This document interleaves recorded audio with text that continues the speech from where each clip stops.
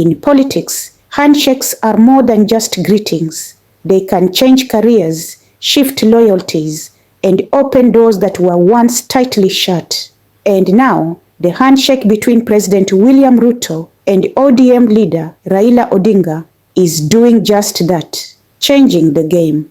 Welcome to Sauti Mzalendo, where we break down the stories shaping Kenya's political heartbeat. And tonight, we dive deep into what's really happening after the unexpected, but now powerful, handshake between President Ruto and opposition chief Raila Odinga. Just a few weeks ago, the political landscape looked tense. Raila was leading the opposition chorus, and Ruto was holding firm as the man in charge. But behind the scenes, a political truce was brewing. On March 7th, it all became public. Ruto and Raila had reached a new agreement, not quite the handshake 2.0 we saw with Uhuru and Raila, but something fresh and maybe more strategic. ODM Senators, well, they are not just watching from the sidelines anymore. They are right in the thick of things, and they are winning big. Since the handshake, ODM senators are being welcomed into key parliamentary positions, no longer just shouting from the opposition benches.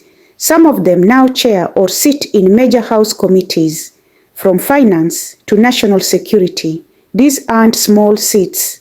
These are power seats. Nandi Senator Samson Cherargei, a UDA loyalist and close ally of the president, even admitted that this new alliance feels more genuine than the Uhuru-Raila deal. Why? Because this time, Raila's people are not just being seen, they are being heard. Now, here's where it gets even more interesting. Word from inside State House says ODM allies are also being considered for cabinet appointments. Yes, the executive. This means we could soon see ODM names in ministries, not as CSs for show, but as players with real decision-making power. This could come in a cabinet reshuffle expected soon, and many believe it's President Ruto's way of balancing the political equation as 2027 looms on the horizon. What's the handshake really about? Supporters say it's about unity, that Kenya works better when leaders work together, not against each other. The handshake also includes a promise to fully implement the NADCO report, deal with youth unemployment, and enforce the 2/3 gender rule. But critics are not buying it. Some fear this is less about working together and more about weakening the opposition. If ODM senators are dining with the government, who's left to ask the tough questions?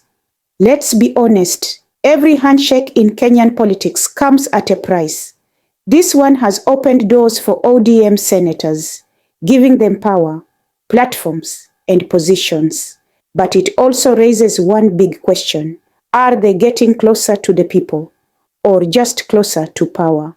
If this deal brings jobs, development, and good laws, then maybe, just maybe, Kenya wins.